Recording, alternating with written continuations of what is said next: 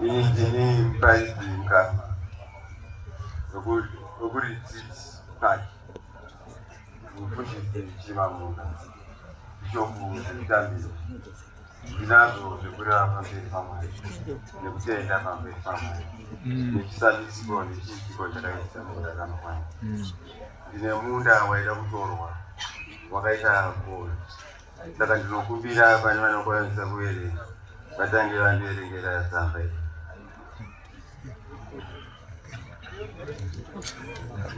Ndinokumbira pane vanokwanisa kuverenga. Vatange vandiverengera tsamba iyi. Uri mutende mutana? Ndiri mutende mutana. Wakabhabhatidzwa? Ndakabhabhatidzwa ndane 3 months china mati. Hausati wane gemeni? Ndida kutoti mangwana ndinge ndana. Wasibhabhatidzwa wakabhabhatidzwa? Asibhabhatidzwa ndakabhabhatidzwa. Chitaura chichemo chako. Chichemo chako ndechii? Ndine munda waida kuti utorwe. Saka taukumbira pana Mwari kudipa. Ndida kuita testimony kufamba kwakaita nyaya. Taura. Ndakatanga kushandisa Alpha na Omega. Ndakashandisa Alpha na Omega. Pechipiri munda uya wakati vanhu vaya vakauya nemuchini vakatotanga kumaina gold munda mangu. Ndadaro ndichibva ndadzoka kuvafundisi vangu vekuregistra. Ndakati munda uya wada kuenda. Vachibva vandipa Alpha na Omega. Ndichibva ndadzokera nawo kumavenezera.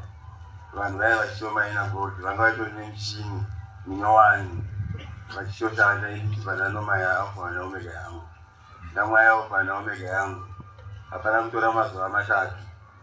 Vanonzi munhu aimaina vari pasi vanga vakuma 50 meters. Akangobuda achiti ine handichanzwisisa zvakuitika pasi apa. Handichakwanisa kufera. Papasina 3 days ndamwaya Alpha na Omega. Ivo vachiona kuti pane munhu ari kungomwaya kuraza.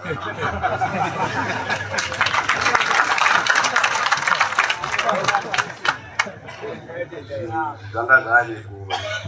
Asi inini handina kutorera 2 months. Uyezve ndiri mutende mutsvakumi. Postori yafu. Amen. Mushure mechiitiko ichi. Pakabva kwapfuma kune mhute inotyisa kumusha kwedu kwaMurero. Kwapfuma kune mhute inotyisa takazongoona mangwanani. Vanhu vaya vasipo vanga vakatoisa anonzi masecurity fence nemabhikoni ekuti ivo karibata 10 years in prison. Asi vanhu vaya vakatuta vakabvisa waya yavo vakatakura mishini yavo. Kudai Jehovha. Kudai Jehovha. Ndanga ndichikumbira kuti kumira kwandakaita pano vahombe pano pasi iri kushamisika kuti ndamira pamberi pemaprista, pemabhishopu, pevafundisi. Handinore asi kugona kwemutumwa Pauro Mwasha. Handishingiza ndatanga ndaenda kunoreurura pazi vakaremerwa uyai vada kusunungurwa uyai. Ndichibva ndaenda ipapo zvokuti vamwe vari kushamisika kuti ko uyu mutende mutsva akuuya kuita testimony zviri kufamba sei. Ndinotenda kuti izvozvi ndakatotsika mbavha yeAfrica haisufara nechiitiko chidiki. Kudai Jehovha.